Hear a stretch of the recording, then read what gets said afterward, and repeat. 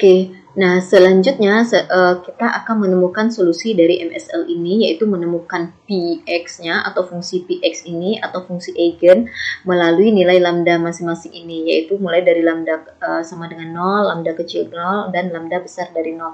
Terserah ya, di sini tidak harus berurutan.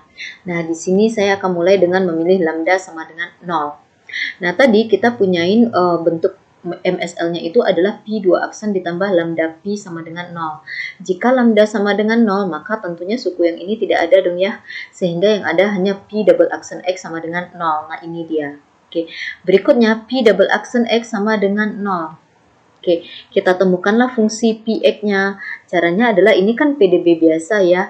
Kita bisa lakukan metode integral langsung untuk menemukan Pi dari persamaan diferensial biasa ini.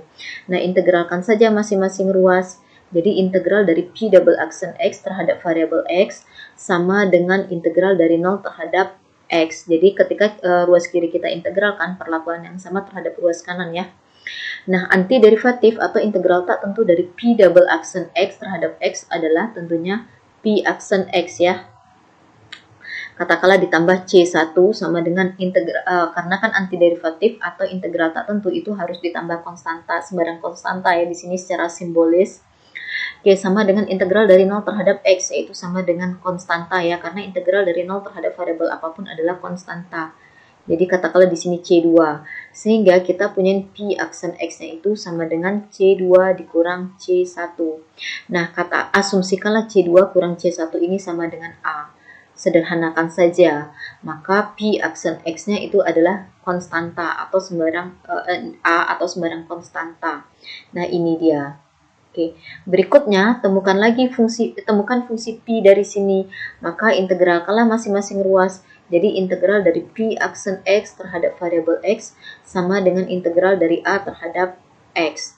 Nah, integral atau antiderivatif dari Pi aksen X terhadap variabel X tentunya adalah fungsi Pi itu sendiri.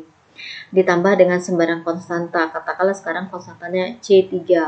Sama dengan integral dari A terhadap variabel X atau integral dari konstanta terhadap variabel X adalah konstanta itu kalikan X, kemudian tambah dengan sembarang konstanta lainnya yaitu C4.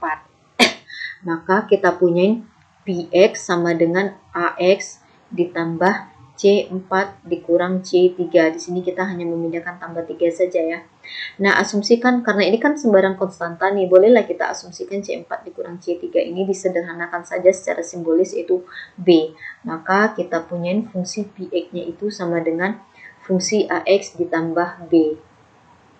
Nah, dengan demikian, solusi umum dari PDB ini adalah Px sama dengan B ini. Oke. Nah, berikutnya kita manfaatkan informasi syarat batas yang kita punya. Tadi kan kita punya syarat batas P0 sama dengan 0. Yang artinya ketika X bernilai 0, maka P-nya ini bernilai 0. Nah, sekarang kita ganti X di sini dengan 0, jadilah yang Px menjadi P0. Ketika X bernilai 0, maka kita punya A kali 0 ditambah B. A kali 0 adalah 0, sehingga tersisa hanya B saja. Nah, ini dia. Jadi, ketika kita substitusikan ini dengan 0, X-nya dengan 0, maka ternyata kita punya P0-nya sama dengan B. Sedangkan berdasarkan pada informasi syarat batas, haruslah P0-nya sama dengan 0. Nah, karena P0 sama dengan B dan P0 harus sama dengan bernilai 0, maka haruslah B ini bernilai 0. Jadi kita simpulkan bahwa berdasarkan syarat batas P0 sama dengan 0, maka ternyata ini mengharuskan B ini bernilai 0. Oke, maka kembali ke sini B harus 0 nih. Sehingga kita punya jadinya Px-nya menyusup menjadi Px sama dengan Ax. Oke, kemudian manfaatkan informasi syarat batas kedua yaitu PL sama dengan 0. Oke, maka gantilah X di sini dan X di sini dengan L. Jadi kita punyain PL sama dengan AL. Oke. PL haruslah sama dengan AL. Tapi dari informasi syarat batas mengharuskan PL itu bernilai 0. Maka haruslah AL ini yang sama dengan 0. Maka di sini AL harus sama dengan 0. Nah, kemudian kan tadi kita punya batas untuk interval untuk X itu adalah X dari 0 sampai L, di mana tentunya dari ekspresi ini kita ketahui bahwa L tidak boleh sama dengan 0. Nah, sedangkan kita punya persamaan AL sama dengan 0. Idealnya kalau kita punya AL sama dengan 0, maka haruslah A yang bernilai 0 atau L-nya yang bernilai 0. Namun, L bernilai 0 di sini tidak mungkin terjadi berdasarkan pada informasi interval untuk X. Dengan demikian, haruslah yang kita punya A-nya yang bernilai 0. Jadi dari sini mengharuskan ternyata A sama dengan 0. Nah, kembalikan ke sini, ternyata A-nya harus bernilai 0 nih.